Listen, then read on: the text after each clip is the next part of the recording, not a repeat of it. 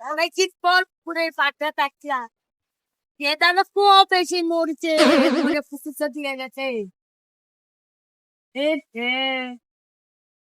একটু পুকুর তো মাছ তো খাওয়া মনে হবো তাকে কিনবো।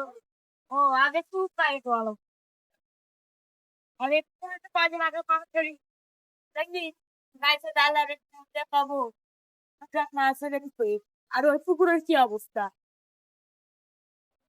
রাইছে বউ ভাই এমনি সকালবেলায় রোজ চাললাম আর আব্বে কাছে শুনলাম আর কিলে পড়ছে যা বউ ভাই কিছুটা দেখায় কি আছে মুসু গপ মাঠে বসে আছি না পুকুরে খুঁজে পাচ্ছে ওই পুকুর দেখবো ওই পুকুর তাও তো বুঝতে পারি না।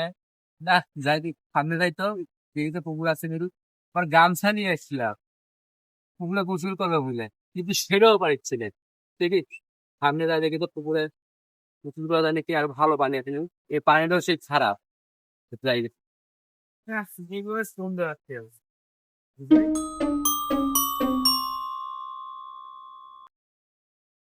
কি রে গাই থেকে তো আমার পাপ দেয় পুকুরে পুকুরে কিছু অন্য নেই যাই মাছটা হিচ্ছে নাকি পারবি নাকি?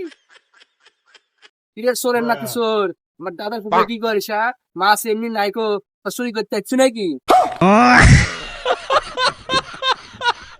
কি তুই কার সাথে কথা করছিস জানিস? এ পুরো পুকুর আমার দাদার, আর তুই এটি দাঁড়াচ্ছিস আমার গাল পারিছু। এমন কানের নিষেধকে দিয়ে দেবো না।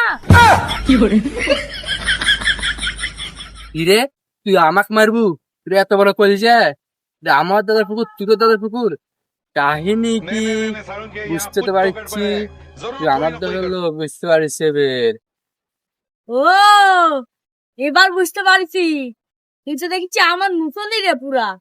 আমি মনে করেছিলাম এই গোটা পাঁচটা পুকুর ঘুরে ঘুরে পাঁচটা কান চুরি করে কাটবো, কাইটে বিক্রি করে দেবো। বাড়িতে অভাব পড়ছে রে সেই। তাহলে দুজন একসাথে কাজ করি আমি পোলার কান্ডিনা কাটি সেটা ভ্যান লিয়া যা আরে হ্যাঁ, আজকাল কাম করবো না, দেখি বাইক শিখ যাই। আমার না পেটও গড়বড় শুরু হয়ে গেছে। এই শালা সেনসা মকসুদের দোকানের ওই চুরি গুনান খাচ্ছিলেন, এই জন্য এই কামটা হচ্ছে। দেখি বাইক দিক যায় টয়লেট মলে ফেল আছে, আর পরের দিন করবো নি রবিবারে বুঝলু। হয় বুঝি বুঝি সবই বুঝি একসাথে কাজ করার কথা বলছি তো তাই কাজ করবে না টাকা কম পাবে যে আর একদিন কাজ করে 10 দিন ঘুরে বেড়াও বুঝি না হাতে থাক যাই আমিও আমার মতনই হোক সব